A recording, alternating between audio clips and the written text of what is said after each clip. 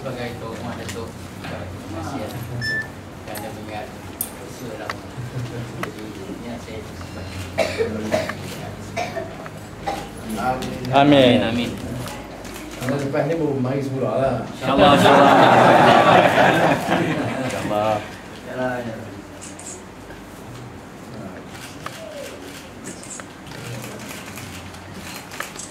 Dah lama ni.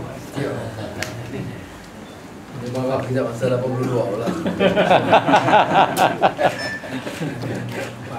tak berani awalkan satu tak jelas.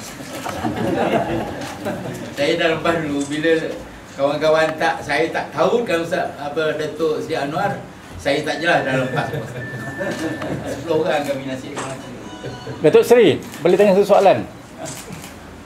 Tentang kata apa tu? Ditarik balik watikah 3 kursi tu, pertukaran dengan PAS. Dah selesai alhamdulillah.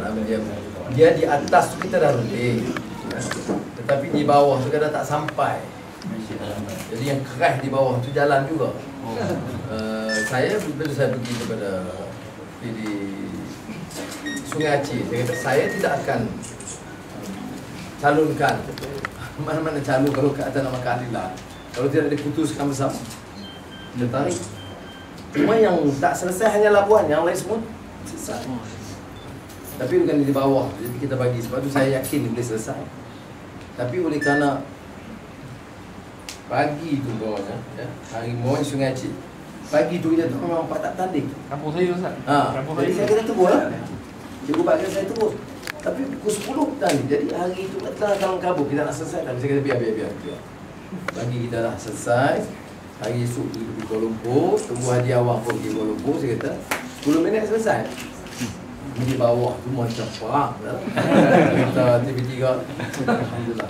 Semua selesai lah Datuk. Selesai alhamdulillah. Kota Damansara tu. Kota Damansara itu tidak melibat keadilan sangat. Dia melibat BSM.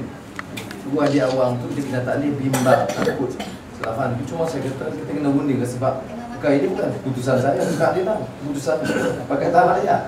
Nak bagi juga kepada Kota Damansara dan Sungai Siput kerana dia dah menang 2008.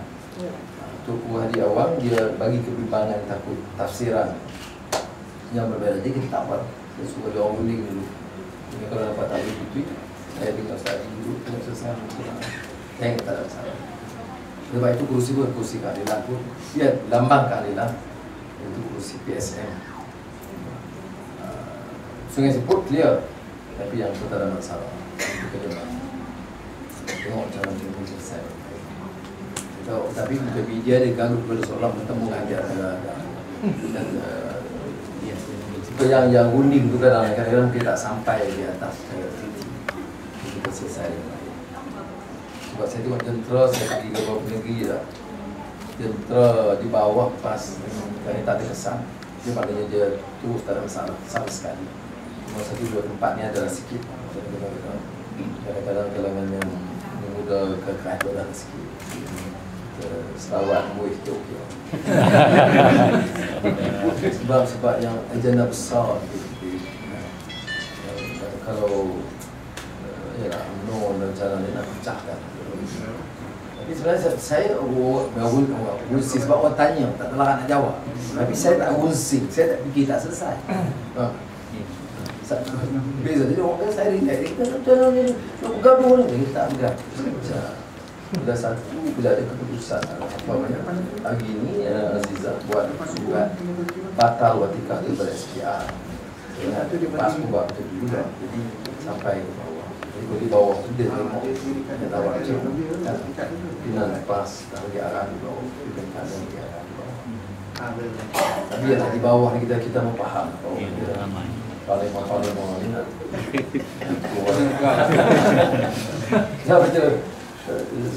Yang kita sebut kan dulu macam yang masuk bila ada perbezaan pendapat sikit. Belum tu Safadil kita unik mana. Jadi dia sendiri tak pernah tahu pun tapi di bawah ada tak apa lah sebab di bawah. Sebab kalau di bawah lembut kita tak ada. Sebab di bawah ni kena keras kita. Kau jalan. Okey, terima kasih. Sila.